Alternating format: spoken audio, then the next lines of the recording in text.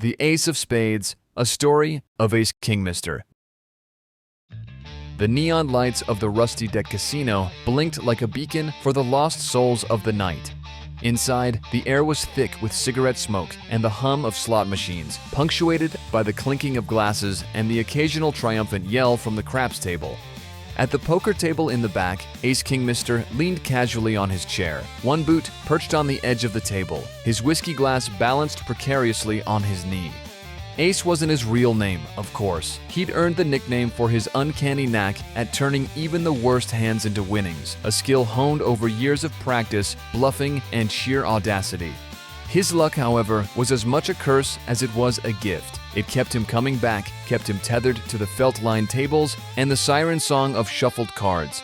Tonight, Ace was in rare form. His grin stretched ear to ear, and his black leather jacket glinted under the flickering light. Across from him sat Benny Two Shoes Gutierrez, a man with more debt than dignity and a look of mounting despair.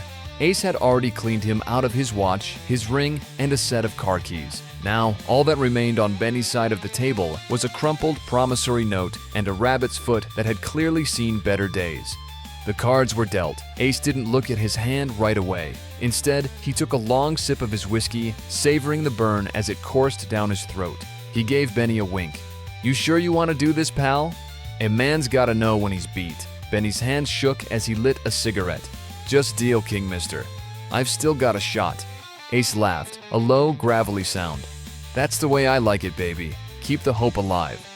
He flipped his cards one by one, slow enough to make the other players groan. A tizedick, a jack, a queen, a king.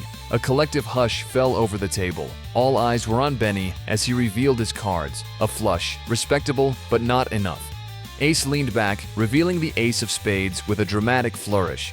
"The only card I need," he declared, his voice dripping with mock reverence. Benny slumped in his chair, defeated. "Damn you, Ace. You ever lose?" Ace shrugged. "Not yet, but stick around, Benny. There's always a first time." As the dealer pushed the pile of chips toward him, Ace lit a cigarette of his own and looked around the room. The crowd was growing, their whispers of admiration feeding his ego. He lived for this. The attention, the adrenaline, the chaos. His fingers itched for another round. By midnight, Ace's stack of chips had grown mountainous, and his words had grown slurred. A cocktail waitress leaned down, her smile saccharine sweet. "Another whiskey, Ace?" "You bet," he said, flicking a chip onto her tray. She walked away, hips swaying, and he grinned at his own fortune.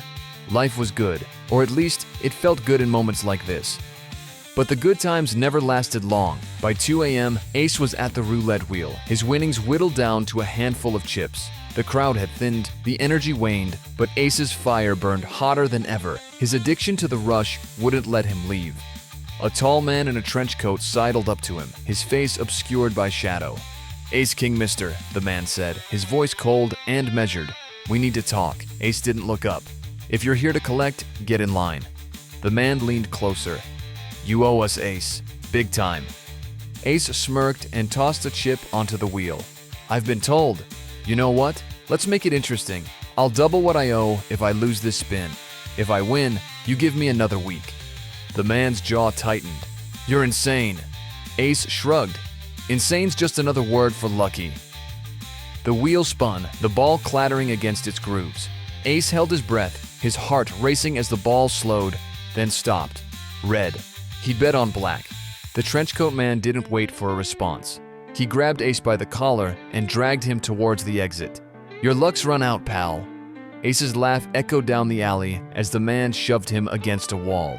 "Luck? Nah, man. I'm just getting started." The man shook his head. "You're going to get yourself killed, Kingmister. You ever think about that?" Ace wiped blood from the corner of his mouth, grinning like a madman. "Every day. But I don't want to live forever." The man released him with a shove. Disgusted, Ace dusted himself off, straightened his jacket, and sauntered back toward the casino. He was broke, bruised, and half drunk, but none of that mattered.